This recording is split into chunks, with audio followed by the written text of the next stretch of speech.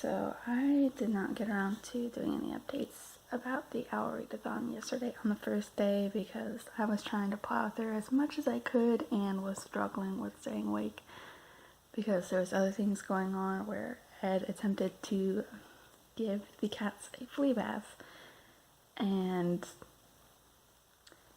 for Ace, he got as far as getting Ace soaked in water because he kept flailing. At least I'm assuming that's what happened based off of what I heard from the other side of the door. And then Luna, he got as far as wetting her paws, and that's about as far as that got. So that didn't go very far. So yeah, there was that.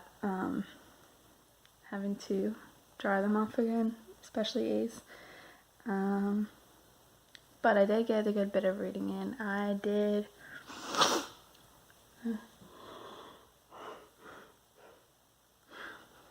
I got through reading the first book of the Readathon, which was which one was it? Transfiguration was my first read, which was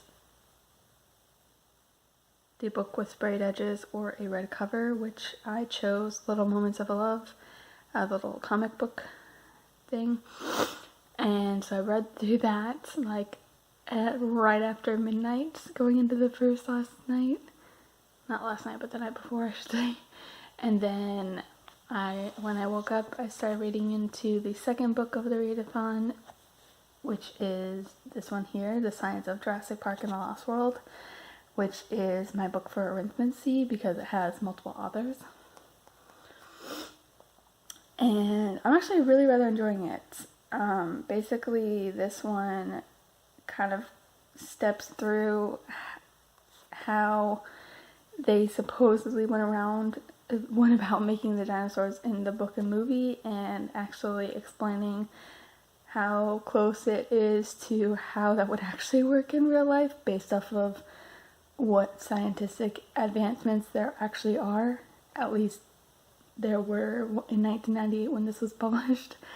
But it is written in a way where, even though it's using like all of the proper terms for everything, they write about it in a way that it is like actually an interesting read. Like, you don't have to be like super into science to like be interested in it, just because it kind of pulls together, like, of course, Jurassic Park, but also has like a little bit of humor to the way that they write about it. Like, there was one where it was talking about using centrifuges. I may be pronouncing it wrong, but talking about how they would use that to spin the test tubes to separate out the layers, to like separate the DNA from the rest of the stuff from the mosquito, and talking about how you would put a syringe through the test tube to afterwards, and they're like, you did use a plastic one, didn't you? Because a glass one would have shattered by the speed of the centrifuge spinning, and just like things like that. But I'm actually kind of enjoying it, and I've gotten about on page 71. I got through 70 pages yesterday, and yes, I'm using my Haggard bookmark because it seemed fitting for dinosaurs. They're close to dragons, right? Anyway, so it is about as far as trying to figure out the gaps in the DNA strands. Is about as far as into the process of the whole dinosaur creation that I've gotten as far as so far. And then I got really tired. The lamb.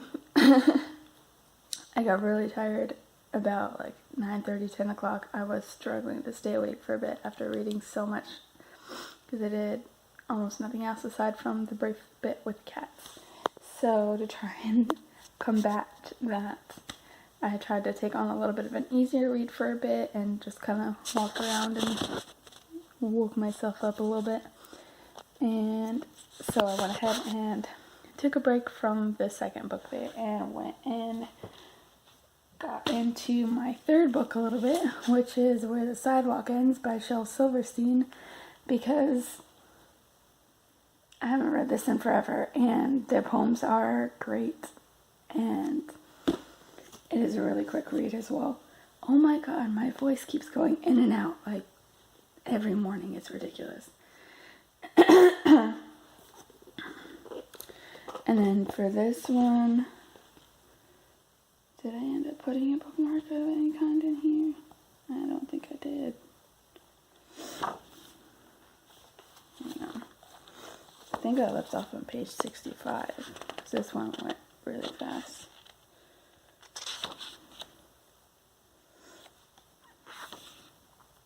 Yeah, so I left off on page 65, but I forgot to put a bookmark in there yet. So we're about here, and I need to make sure I grab a bookmark for this before I leave so I don't lose my spot. I just remember that they were like super close to each other, and I was reading like 5 pages at a time to just kind of like get through a little bit until I just couldn't stay awake any longer.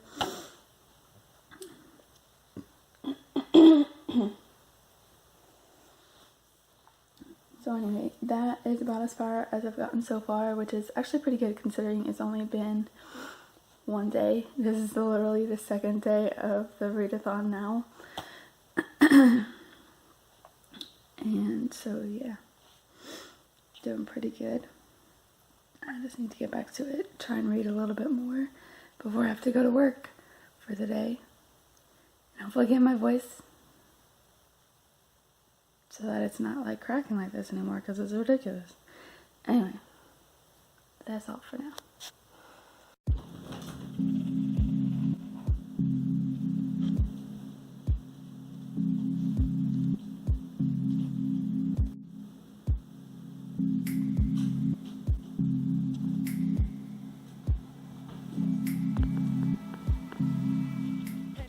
It is about 11:15 at night, but I have just finished the second and third books of the Owl Readathon. I just finished reading through The Science of Jurassic Park and the Lost World and Where Their Sidewalk Ends, and I'm about to possibly get into book 4 or just do some bookshelf organizing while I have like some downtime since I'm running ahead of schedule. Possibly, potentially, we'll see.